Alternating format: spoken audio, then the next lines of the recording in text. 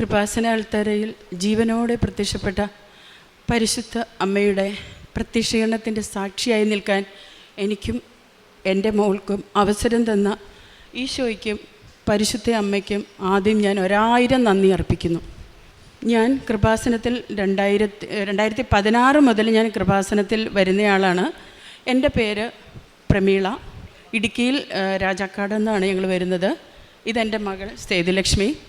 കല്യാണം കഴിഞ്ഞ് 2.5 വർഷമായിട്ടും എനിക്ക് കുട്ടികളുണ്ടായില്ല. ഞാൻ എൻ്റെ അമ്മയോട് കരഞ്ഞ് ചോദിച്ചിട്ടാണ് ഈ മോളെ എനിക്ക് തന്നത്. എനിക്ക് 2 പെൺമക്കളാണ്. ഇത് സേതുലക്ഷ്മി, അമ്മ മാതാവ് അനുഗ്രഹിച്ച് തന്ന മോളാണ്. ഈ മോൾക്ക് 6 വർഷമായിട്ട് യൂറിനറി ഇൻഫെക്ഷൻ നിരന്തരം ഉണ്ടാകുമായിരുന്നു. അമൃതയിലൊക്കെ 1 മാസക്കാലം ഞങ്ങൾ അഡ്മിറ്റായിട്ടുണ്ട്. ഇവൾക്ക് എത്ര ആൻറ്റിബയോട്ടിക്സ് എടുത്തെന്ന് ഞങ്ങൾക്ക് ആർക്കും അറിയില്ല. അത്ര എണ്ണമറ്റ ആൻറ്റിബയോട്ടിക്സ് എല്ലാ മാസവും എടുത്തുകൊണ്ടേയിരുന്നു.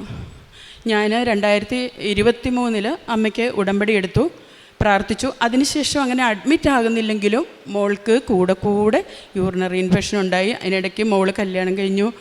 എന്നിട്ടും മോൾക്ക് പിന്നീടും ഇത് തന്നെ ഉണ്ടായിക്കൊണ്ടിരുന്നു.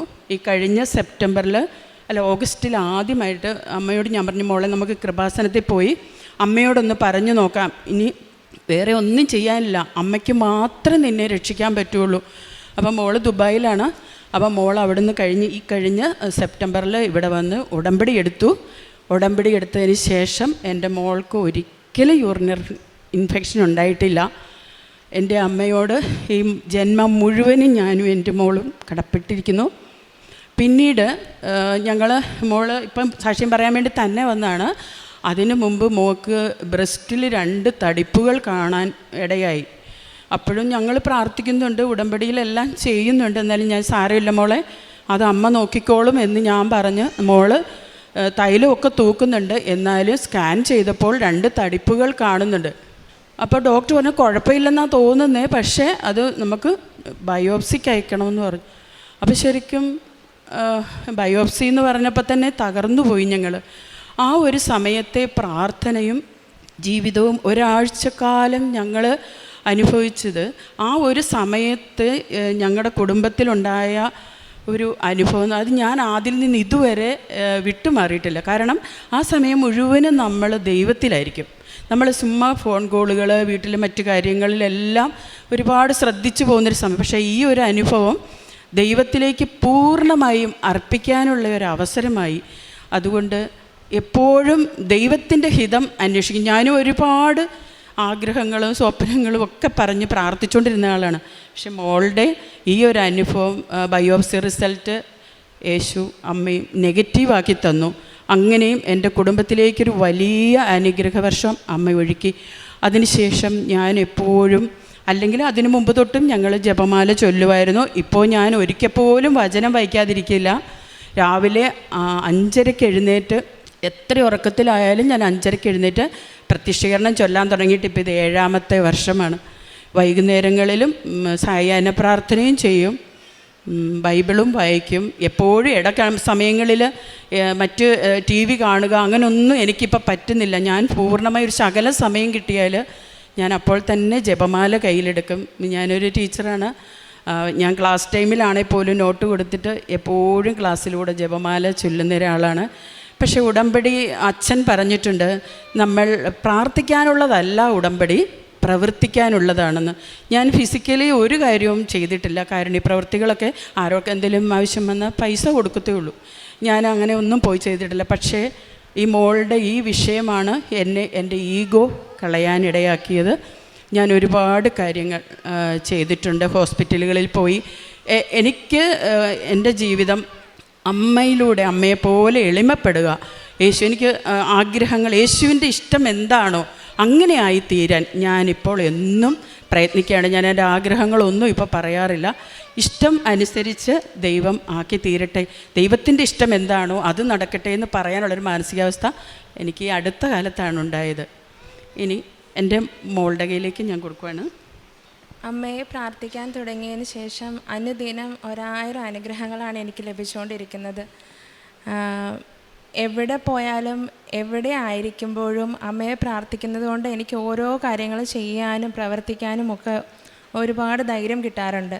എല്ലാറ്റിനും അമ്മയ്ക്ക് ഒരുപാട് നന്ദി. ഞാൻ അമ്മയുടെ രണ്ടാമത്തെ മോനാണ് അച്ഛൻ, കൃപാസനാച്ഛൻ എന്നാണ് ഞാൻ വിശ്വസിക്കുന്നത്. അതുകൊണ്ട് ആത്മീയ ജീവിതം ഞാൻ അമ്മയ്ക്ക് ഈ ജന്മം മുഴുവൻ എൻ്റെ മോളും ഞങ്ങൾ അർപ്പിച്ചു കഴിഞ്ഞു. ഞാൻ അച്ഛനോടുള്ള ആ സ്നേഹവും നന്ദിയും പ്രകടിപ്പിക്കാൻ ഞാൻ സന്തോഷം കൊണ്ട് ഞാൻ അച്ഛനെ വരച്ചിട്ടുണ്ട്. ഞാൻ അത് കാണിക്കാം നിങ്ങളെ.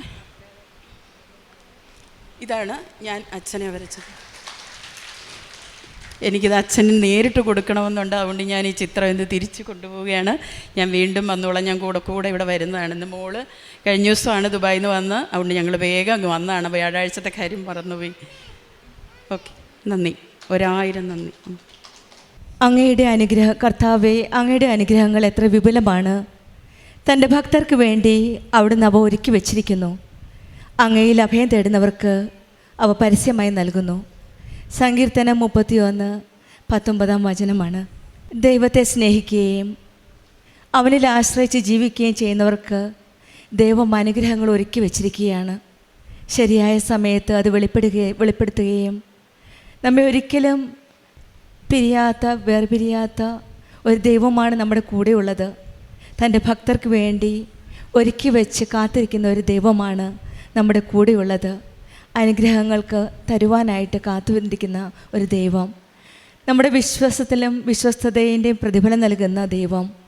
ഉടമ്പടി നമ്മെ ആത്മീയതയിൽ ശക്തിപ്പെടുത്തുമ്പോൾ നമ്മുടെ വിശ്വസ്തതയാണ് ദൈവം നോക്കുന്നത്.